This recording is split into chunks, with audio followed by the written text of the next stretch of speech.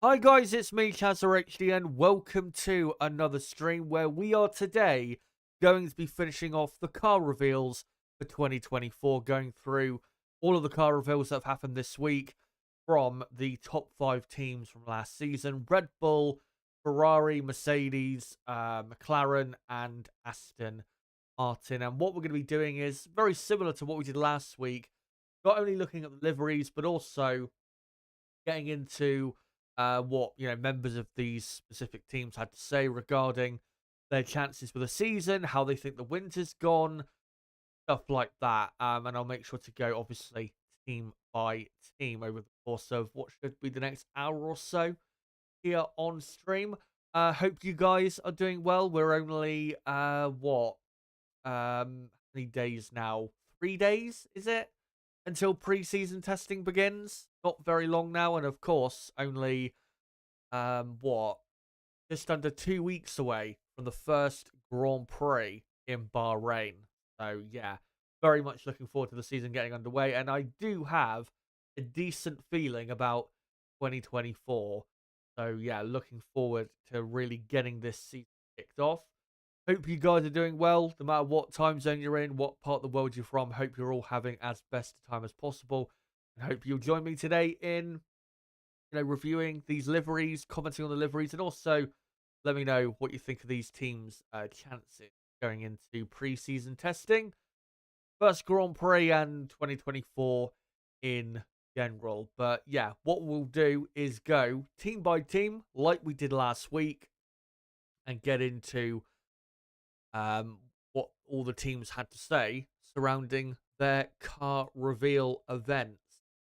So let's start with the world champions themselves, and that is Red Bull Racing revealing their car. The what was it? The RB20, I think it is. This 2024 Red Bull car, and very nice looking car. The livery, very, very nice. Obviously, the same livery as it's been for a long time. But the reason it's the same livery is because it looks so good.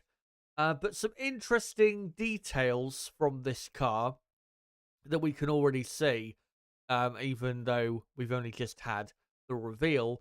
And the most interesting detail, if I can try and focus a bit better, I guess with this image I can, the side pod inlet area at the front of the side pod. You should be able to know where that is. If you don't, then yeah, try and Google it quickly if you don't know what part of the car that is. This Red Bull car, I don't believe, has any side pod inlets. I will admit, before I get into a bit of a technical talk, I am not very good at analyzing the technical side of Formula One cars. It's one of the weakest, things in terms of my analysis I have towards Formula One. So do bear with me when it comes to that. But yeah, that is a very interesting area of the car. I mean, we saw this progression in this area really begin midway through last season, where the side pod inlet and the Red Bull massively shrunk mid-season. And clearly, that is the main focus on the side pod area of evolution going into 2024. And essentially, with how small the side pods are now, and with further confirmation as to what Red Bull's plan is going to be with the side pods for this season, Red Bull essentially are running for 2024, not quite as extreme, I don't think, but they are essentially running a zero pod ish type design like Mercedes had in 2022 and 2023. It is going to be very intriguing to see, can Red Bull execute where Mercedes didn't? Can Red Bull make this type of design, even though it's not quite, again, as extreme as what Mercedes did? Can they make it actually work compared to what Mercedes did? Because Mercedes, they only got one race win out of that design and were pretty terrible, let's be honest, with that design. So it's going to be very interesting to see whether this gamble will actually pay off. Of course, Adrian Newey, most of the time when it comes to the way he designs Formula One cars, he gets it right, but he doesn't always get it right. There have been cars of his that haven't been great cars, believe it or not. So we will see whether this turns out to be a mistake or not. But with the side pod area, as I said, the inlet area, the main area of interest. But when it comes, if I go back a picture to, to here, with the floor area, nothing really to see there because, and understandably so, Red Bull deliberately not revealing anything in regards to the floor area because, of course, this is only the launch car and there's no point revealing too much of your car before, of course, we get to pre-season testing in Bahrain and the first Grand Prix in Bahrain. So this Red Bull car you're seeing is not the complete final car that you'll see exactly like for like in pre-season testing. But yeah, still a bit of interest in terms of the design that we can already see. Now, let me quickly just get into the what Red Bull had to say in regards to this design. Max Verstappen at the car reveal event has endorsed Red Bull's decision to go for this very aggressive design that does or is relating to what Mercedes tried in 2022 and 2023. Max Verstappen at the car reveal told the media, quote, "I'm happy with the direction they chose. I saw the drawings at Abu Dhabi at the last race and I was like, wow, that's quite different in a way. They've not been conservative, let's say, like that." And Max also saying that, quote, "the ambitious approach is what he likes about the team." And then he goes on to say, "We had a great package, but they took the chance to be innovative and go all out, I would say, and try and make it better. Of course, time will tell if it's really good. But from what I've seen, or what I see within the team, everyone's just happy with what they have achieved in the wind tunnel. But then again, we don't know. You can't control what other people do. So yeah, we'll have to see how this design plays out, whether it does work. The team principal, Christian Horner, who, by the looks of it, it's not going to be team principal for much longer, said that the design is based on performance and, quote, what we're seeing through our simulation tools. We have to remember, though, with the Mercedes design, a big issue with Mercedes in terms of when they tried to make that zero pod design work, a big issue was correlation from the wind tunnel to track. If Red Bull don't have that issue, then that'll be quite a big hurdle overcome for them that Mercedes never really, and still to this day, have not really got over since the start of 2022. It's been a real issue for Mercedes in a couple of years. So if Red Bull, again, if they don't suffer that issue, then that will really help them going into 2024. But I just think with, them going for this design and going in this direction, given how obviously Adrian Newey is the best aerodynamic designer probably of all time when it comes to Formula One, and he has designed, two monsters in the past 2 years that have dominated the last couple years. I can't really see how this is going to fail. I wouldn't say I hope that it fails, but I hope it doesn't quite go to plan to give us some excitement for 2024. But with Adrian Newey, again, most of the time, when he decides to do something with the design of a car, it does work. So I think Red Bull will be fine with that type of design. One thing, though, is if they obliterate everyone again with this type of design, then Mercedes have got to hang their heads in shame if that does happen. Because for Red Bull, a team that only a couple years ago was so equal with Mercedes in terms of operational performance and just all around performance in general. If Mercedes are embarrassed that thoroughly this season, then yeah, Mercedes have at that point of may as well just liquidate their team, because that would be just such an embarrassing moment for them if that was to happen. So very interested to see whether this does work for Red Bull. Of course, we'll find out more in testing and a lot more at the first Grand Prix in Bahrain. But again, given that Adrian Newey has designed, so many great cars, and the last year's championship-winning car that won so many races, you have to think that it will once again work out for Red Bull.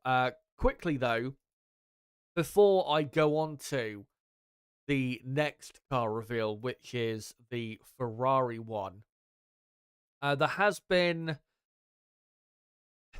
not necessarily major developments in the Christian Horner investigation story in regards to his conduct towards another member of the Red Bull team who is a female.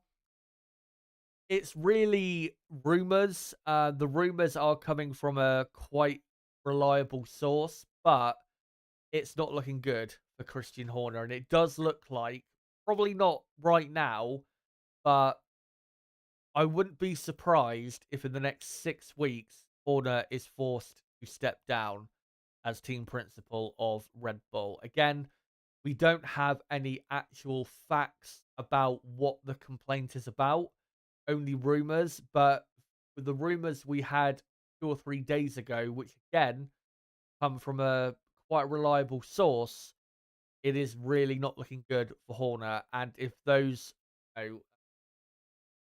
source is correct on the information, then I think Red Bull have no choice but to sack him. It's not like the worst of the worst, the allegations and the rumors, but it's definitely bad enough to warrant being sacked for, at least a couple reasons. Um, so yeah, we'll see what happens with that. Again, I'm not going to comment on it too much because we don't really know a lot of facts about this case. The only fact is that there is an investigation into his conduct regarding, his conduct with a female uh, of course, Red Bull Racing. That's all we know. In terms of what the allegations are, we don't know. And everything you hear at the moment is rumors. So yeah, we'll hopefully get some actual confirmed facts in the next week or two to further understand truly what is going on here, or what has gone on here at Red Bull. But yeah, just thought I'd update you guys in regards to that. And like I said, hopefully I can bring you more on that in the coming weeks. But I don't want to really comment on rumors in regards to this situation, because I just don't think, from a professional stance, I just don't think it's something that is good to do. To go into the rumors of what allegedly has happened. Given it is such a sensitive topic, and also the implications are obviously very big. So yeah, I'll hold off on properly getting into the information regarding this story until we know a lot more in reality. But let's now go on to the Ferrari car reveal, and here is the new 2024 Ferrari car. They, of course, did some laps at their test track at Maranello. And yeah, the Ferrari car livery-wise looking maybe not as good as last year's car or the year before the Ferrari livery, but I do like the little yellow line on the livery. I do like that. And overall, it is a good livery. Of course, the Ferrari liveries 99% of the time are pretty good. That's why we love the famous red Ferrari car. Um, But in terms of visibly what we can see, the most standout thing to me is the side pod design. You can clearly see it on this side on angle. It is a Red Bull esque side pod. It is not the old side pod design that they had back in 2023 and 2022. The old side pod they had was like a bowl shaped design. Let me just see if I've got there you go. That's kind of a good angle as well. The side pod. It's now again similar to the Red Bull type design. It's a lot more straight and vertical. Sorry, going down rather than the bowl shaped side pod of the Ferrari of again last year and 2022. Yeah, there you go. That's a good angle there. So yeah, the side pods are now Red Bull like, and that's the direction they had to go in because the side pod concept that they did have, it wasn't bad, but they couldn't really, as Enrico Cardile, their designer of well, not the designer, the technical director of Ferrari, he explained that the old side pod concept, they could only really go so far with it compared to what they've gone with now. He said, quote, I don't think that the regulation changes affected what we did. To start with, the 2022 car concept was a good one, but at the end of the day, in terms of how far we could have gone with this concept, was less than what we've got with the new concept. It was just a matter of how high is the peak of performance you can reach with that concept or with the other concept. So the 2022 car was a good car, providing good performance, very stable, but when we started to add downforce to the car, we strongly believed that the new concept will allow us to go um, far or much further than the previous one. So essentially, what he's saying is the old bowl-shaped side pod design that really the car is built around was built around with design. There was only so much they could do with it. When with this or Red Bull-like side pod, there is a lot higher of a ceiling for them, and they can also, there's a lot more room to try different things, let's say, than what they had previously. So good to see that Ferrari have gone in this different direction, and they had to because last year's car, in terms of the handling, was, I wouldn't say a mess because I mean we have to remember they ended last year very well after some improvements, but fundamentally the car just was not good enough to be on the level with Red Bull. It was too oversteery. Also, whether it was front or rear downforce, it was too unpredictable for the two drivers. And even though Leclerc is a driver that does prefer cars being a bit more oversteery, and Carlos Sainz prefers cars to be a bit more understeery. Even for those two drivers, the car was still unpredictable. It was also very hard to predict what it was going to do on what tire compounds. It just wasn't a very consistent, stable car, was the 2023 Ferrari. And that's why they had to go in this different direction. Now, in regards to how competitive they are going to be this season, Ferrari really haven't said anything so far to really indicate as to where they think they're going to be. Obviously, they hope to be at the very front. And I think going into testing, if Red Bull's design doesn't quite pay off for them and Ferrari's, changing concept does, then I think it is absolutely game on for at least the start of the season between Ferrari and Red Bull. But again, until we get into testing, who knows truly what is going to happen. But yeah, livery wise, looks good. Happy about the direction they've gone in with the design of the car.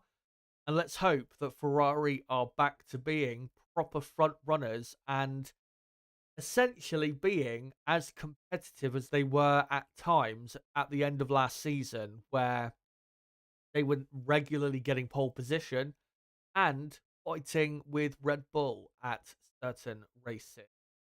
Before, though, I move on to the other teams, as you can probably hear, my throat is not in great condition. I've had a bit of a stressful weekend, not been in great physical health. So let me just quickly clear my throat and also have a drink of water before we go on to the Mercedes car reveal.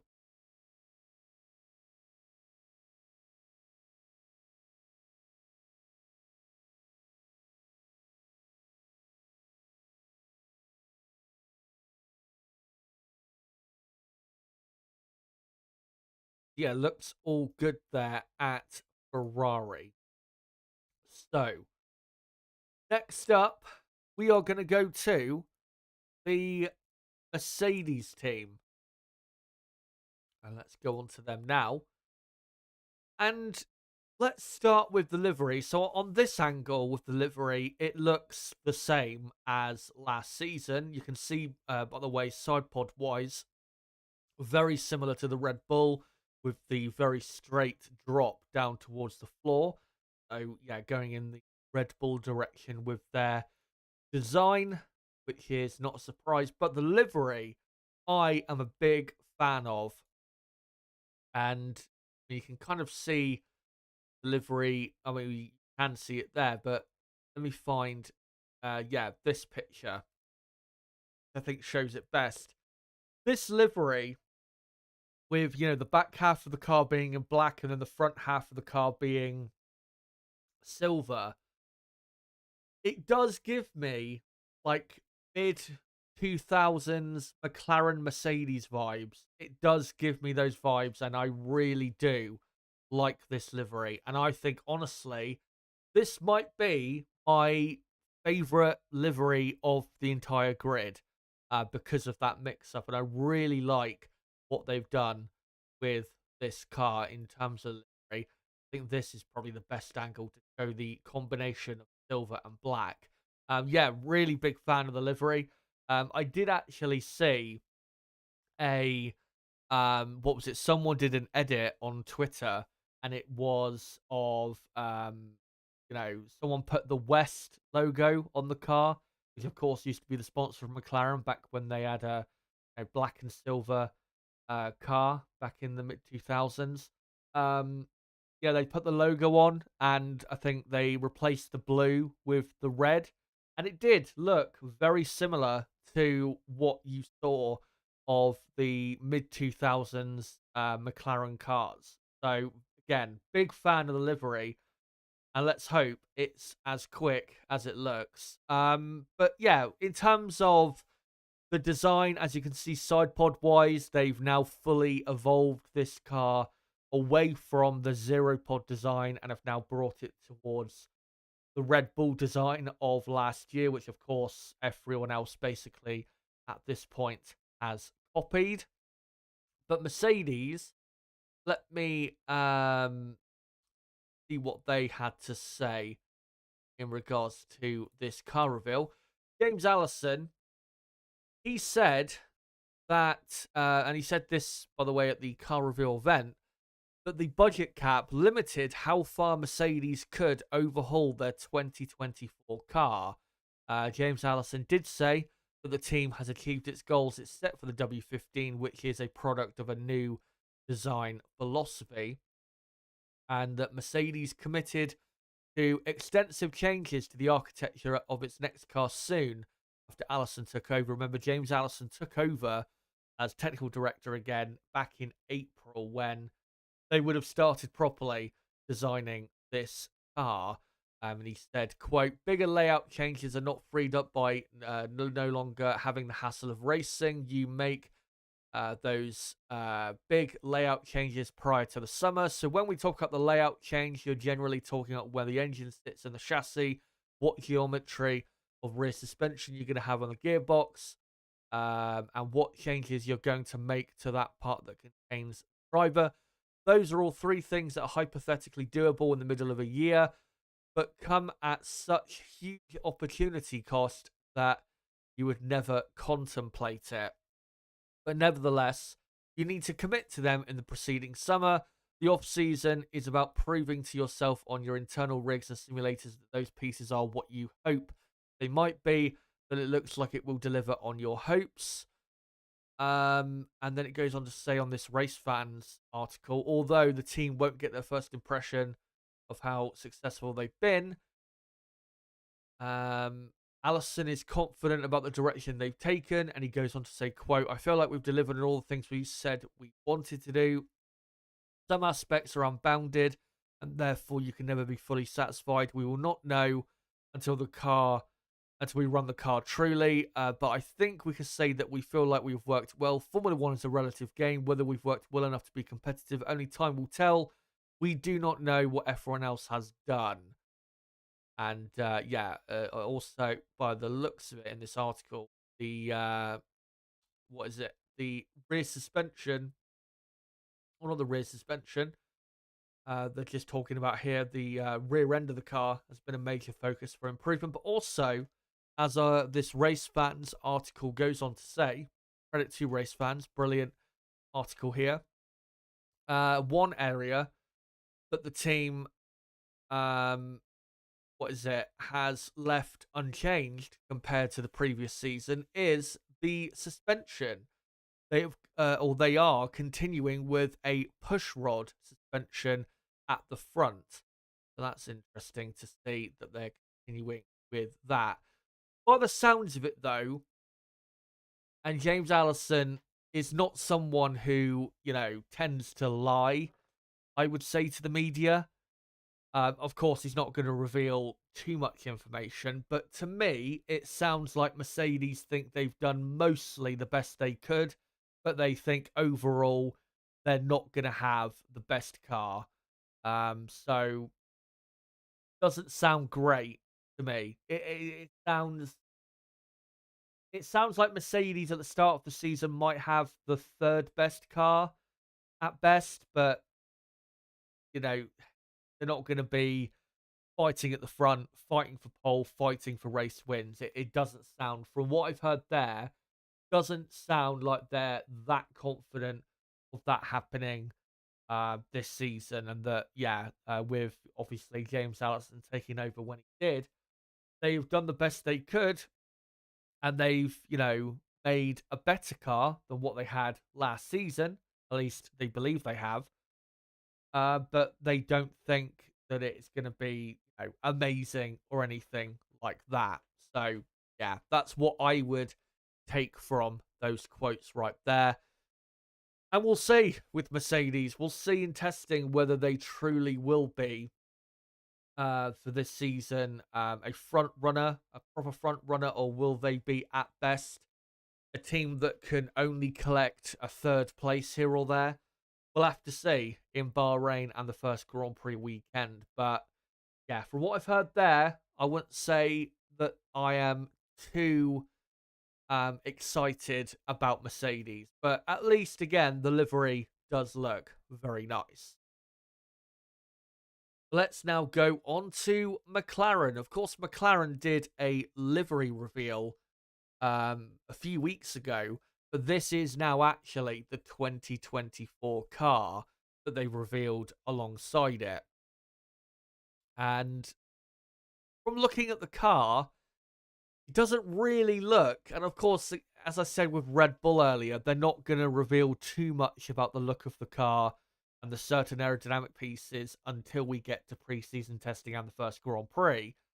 But it doesn't really look any different, like in a major way, to what we saw at the very end of last season. And to be fair, it doesn't really need to be massively different from what they had, because, of course, at the end of last season, McLaren had one of the best three cars on the grid. So I'm not expecting this car to be a massive change on what they had in 2024. But from what we heard from the team principal of McLaren, Andrea Stella, at the car reveal event, doesn't sound like McLaren are entirely happy, let's say, with what they've come up with. They're not, disappointed. They're not as negative sounding coming into this season as they were a year ago.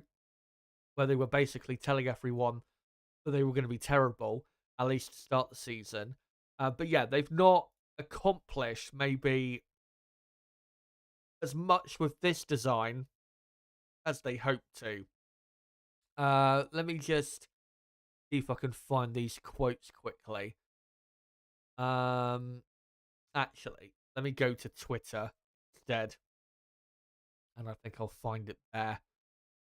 Yeah, I saw it a few days ago on Twitter, and it really it did not sound good. It did not sound like a confident or a super confident Andrea Stella. So let me just scroll through my Twitter, see if I can find this quickly. I'll read it out. Here we go. So, and this was Andrea Stella earlier this week saying, quote, "There are a number of innovations on the car, but not all the areas we want to address have been completed for our launch spec car. Those areas now become the focus of our in-season development." So basically what he's saying is they haven't quite maximized all the areas of the car with what they've got now at the point of, the very start of the year. And the fully finalized 2024 McLaren, the best McLaren car they can come up with for 2024, we are not going to see from the very start of the season. We're probably going to wait, have to wait until, I don't know, May, June, maybe July to see the absolute best of McLaren. Maybe in a similar way to what we saw in 2023. I'm not expecting as big of a jump in performance as what we saw in 2023, where they went from, very slow midfield runners to being one of the top 3 best teams on the grid. But that's, to me, what it sounds like is going to happen. McLaren, again, haven't quite hit the mark with all areas of the car, and they're now going to rely on in-season development to try and get them eventually at some point in the season up to what they think for 2024 is their ceiling. So we'll see how that goes for McLaren. And by the sounds of it, I mean, they sound confident enough that they're going to be, in there with Mercedes and maybe Ferrari to a certain extent. But I think going into the season, from what I've heard so far, I'd say McLaren are probably going to be third at best in the early part of the season. I don't think anyone else is going to be competing with Red Bull and Ferrari. I think Red Bull and Ferrari will have the 2 fastest cars in 2024, at least to start the season.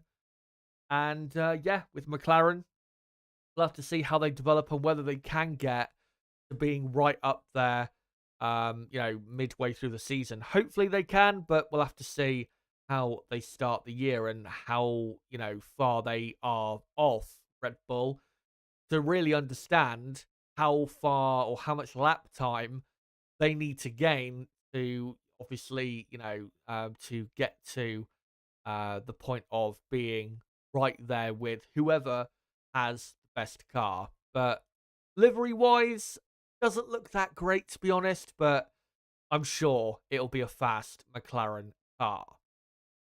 And the final reveal is Aston Martin, and by the looks of it, aerodynamically, it's not massively different from last year's car. There are differences, of course, with the Aston Martin compared to the of the car from last year, but nothing major that we can visibly spot compared to last year's car. Of course, fundamentally, last year's Aston Martin car was a good car. They just didn't really develop it correctly. So yeah, that's really what the issue was for them. Livery looks, exactly the same as last year, which is still good. But let me just quickly see what Aston Martin had to say surrounding their car reveal. And I've got some quotes here about why Aston Martin expect their 2024 car can keep pace this time in the development race. And let me read these quotes here from Dan Fallows, their technical director, saying, quote, "I think it's no secret that we took a pragmatic approach to the end of last season. We wanted to make sure that we used every opportunity to really learn the lessons that we learned on the 2023 car." And then, what was it? Goes on to say in this article that Aston Martin, during the US Grand Prix weekend, essentially used that weekend as a test weekend, as Dan goes on to explain by saying, quote, "We had effectively a glorified test session almost in some of the races. We recognized that we needed to do something that was going to teach us lessons for 2024, and we did. And I think to come out of that, having achieved good performances towards the end of the season, podium in Brazil being one of those, which was a great result for us, and then to come out of that and then to obviously have that momentum going into this year, I think that was really a key bit for us. Having been through that process and continuing that momentum into 2024, I think it gives us a lot of confidence for the season." Aston Martin also believe that the hold on, let me just read this correctly. In this article, it says, after many millions of pounds worth of investment in the new Aston Martin Racing Technology Campus, the first entirely new facility in F1 for almost 2 decades, Aston Martin believe the first chassis produced in it will be a, quote, lighter and more aerodynamically efficient race car than last year, and that the 2024 Aston Martin fundamentally sticks to the philosophy of last year's car, but has some key refinements from the front to the rear, which, you know, from looking at the car, you can basically see that, that, yeah, it's essentially sticking with what worked last year. And what he means by, you know, towards the end of last season, they, you know, found what worked and it helped give them a good bit of momentum at the end of last season. Essentially, what happened was, because of their development issues, there were a couple races, I think US and Mexico it was, at the end of October last year. Aston Martin were very poor in those race weekends. And the reason they were, because they were trying to understand, you know, what worked, what didn't, and trying to understand things really for the long term for 2024. And what they understood was the upgrades they had put on the car had made the car slower. So they took them off, and then in Brazil, Alonso goes and gets a podium. So that's what he's talking about, is that they learned, you know, what worked from 2023. And let's hope that, you know, from what they have learned, that they'll be back to maybe not as good as what they were like this time last year, which was, you know, amazing. They were the second best team on the grid this time last year at the start of 2023. But if they can be, you know, regularly contending for the podium, I think they would be not happy with that, but I think they'd be satisfied with that. And then if they can start the year like that, the aim obviously is to develop better so that they don't fall off like they did last year. Of course, was a very bad team, but yeah, looks like it's going to be an interesting year for Aston Martin. In terms of how their season will go, though, I think it really does depend on the car they've got at the start of the season, because if they don't have a good car to start with, even if they do develop the car well, I don't see them really going that much further with this car if it's not good from the outset. So let's see what the car is like in Bahrain, and if it is good, then they've got a good season on their hands again if they can develop the car better over the course of 2024 compared to 2023. But guys, those are all of the car reveals. Let me know now in the chat what you think of these teams going into pre-season testing, and make sure to let me know as well in the poll at the top of the live chat. Who do you think out of Red Bull, Ferrari, Mercedes, and McLaren, who do you think has the best livery? In my opinion, out of those four and for the entire grid, I think Mercedes have the best livery. Let me know whether you agree or disagree or not. Before I go into your comments, though, just want to quickly update you guys as to what's coming up on the channel. So, next two live streams, here they are, and it will be a watch-along for day one of pre-season testing on Wednesday, the 21st of February, this Wednesday, of course. At 2 p.m. UK time, I'll be going live to cover the final 2 hours of day one. And then on day two on Thursday, once again, I'll be going live at 2 p.m. UK time to cover the final 2 hours of day two. And then on Friday, I will be going live for the final day of testing, day three. That day, though, I will be doing the full afternoon session. So I'll be live from 11:30 a.m. UK time until 4 p.m. to cover that full afternoon session. That's my plan for pre-season testing. So make sure to come along to that to really understand going into this 2024 season where everybody is at for the year.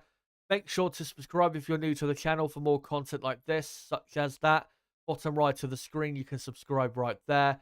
Make sure as well, if you haven't already, to smash a like button. Let's try and get up a few more likes if we can before the end of the stream. But because I'm basically done with what I wanted to talk about, let me go through now some of your comments in the chat. Silverback asking, what time is it in the UK right now? It is 12:42 p.m., of course, here in the UK. Count Blast saying, I think that Merc had other issues, never thought it was mainly the zero pod design. Yeah, it wasn't totally because of the design. Again, the correlation issues they were having really didn't help. But it was, I think, fundamentally just the way they designed it together with the chassis and all. It just didn't work. But those correlation problems exacerbated what was already, I think, a bit of a flawed design on their part.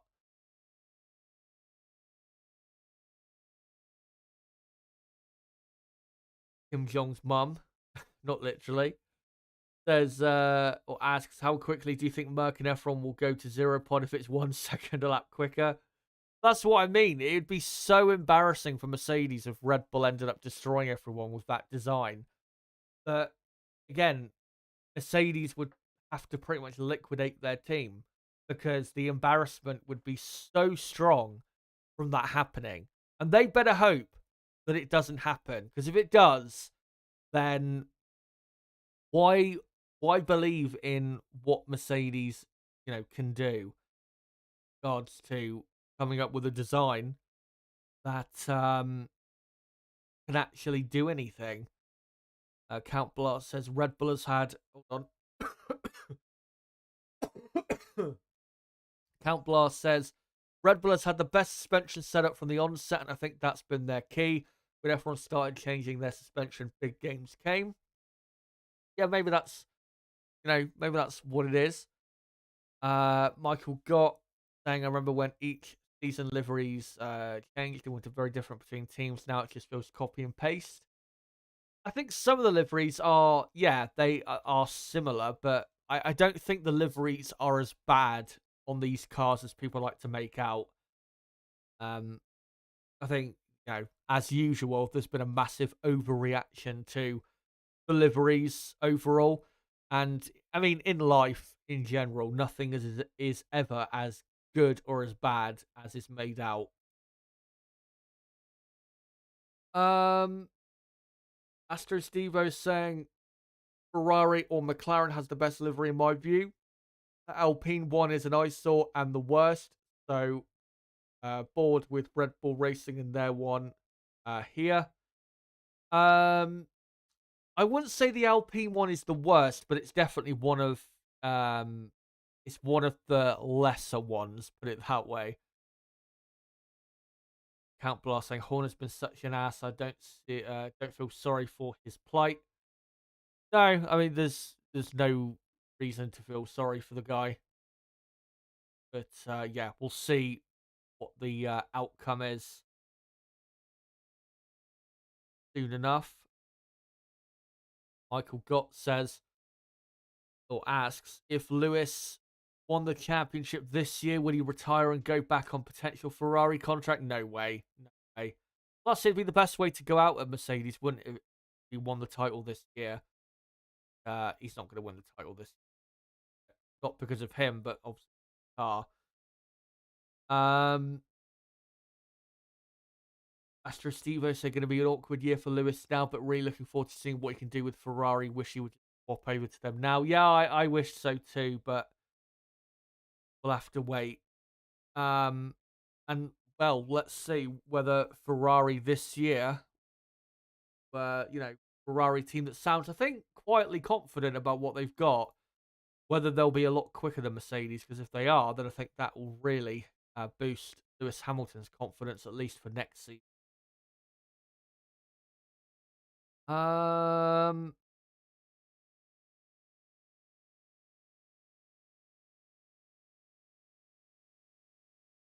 De Rugara says only 3 cars that finished second in the Constructors' Championship this century haven't won a race, by the way.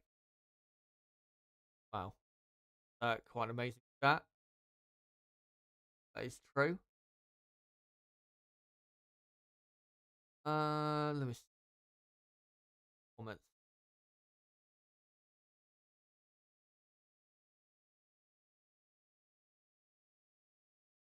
Gibbs saying no, they are fucking awful, Chaz. Are you talking about the Alpine livery? I assume so.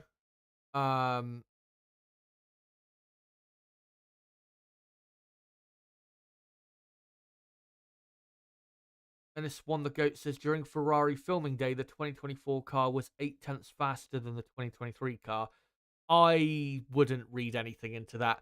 What was it? There was though one quote from that filming day at the Ferrari test track that did fill me with hope, and it was that what was it? Charles Leclerc said after he drove the car for a few laps that the car already felt better than last year's car. So that does fill me with hope that he can immediately feel a difference again, whether it's a big enough difference to make them, super quick. We're not going to know, for another couple of weeks, but that does fill me with hope. And like I said, Ferrari do seem quietly confident about what they've got this year, and that does fill me with quite a bit of hope. Oh, 7 out of the 10 liveries. No, they're not awful. Not all of them. There's a couple that are bad. Again, Alpine I don't like. The Sauber, obviously, I don't like. The Haas one is just nothing, really. The McLaren one isn't great. But yeah, I think most of them are fine, to be honest. I don't think it's as bad as people make out. Again, in other years, deliveries have been better, no doubt about that. Back, say, 2018, 2019 time, deliveries were way better on those cars, but I don't think they're as bad as people are making out. Serugara asking, what happens to Sainz now? Will Bottas and Perez retire? Because that won't really help the sport, I don't think. I don't know why Bottas or Perez would retire, but with Carlos Sainz, I'm pretty sure he will be going to Sauber for 2025, which obviously will become Audi in 2026. But yeah, I think I've gone through all the comments, all the good comments now that I wanted to get through. Let me just quickly finish up this poll in the chat before I go. 36 votes in total, and I asked you guys who has the best livery in 2024 out of Red Bull, Ferrari, Mercedes, and McLaren. And Ferrari and Mercedes ended up level on 38%. So there you go. what you guys think. Red Bull third on 16%, McLaren fourth on 5%. Again, my view is that the Mercedes livery is the best, but if you guys think different, then there you go. Obviously, when it comes to liveries and what we think, it's completely subjective. But again, before I go, here is the next 2 live streams on the channel. Live on Wednesday at 2 p.m. UK time for the final 2 hours of day 1 of preseason testing. And then again the day after on Thursday live at 2 p.m. UK time for the final 2 hours of day 2. And then on Friday, I will be live for the entire afternoon session from 11:30 a.m. UK time until 4 p.m. Make sure, guys, to join me for that to get a good understanding as to who is quick and who is not going into the 2024 Formula One season.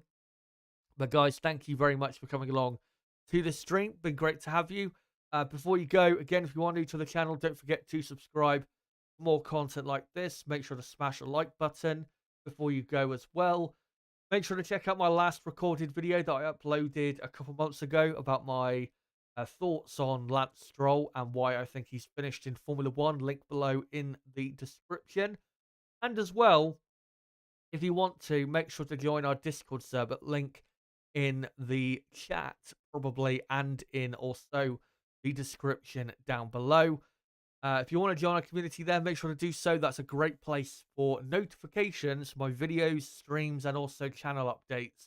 If you guys want to know what I'm up to, when I'm going to be uploading videos, when I'm going to be going live, stuff like that. But again, thank you guys for coming along to this stream. And until the first watch along of the season, day 1 of preseason testing live for the final couple hours at 2 p.m. UK time on Wednesday, it has been me, Kazza HD. Goodbye.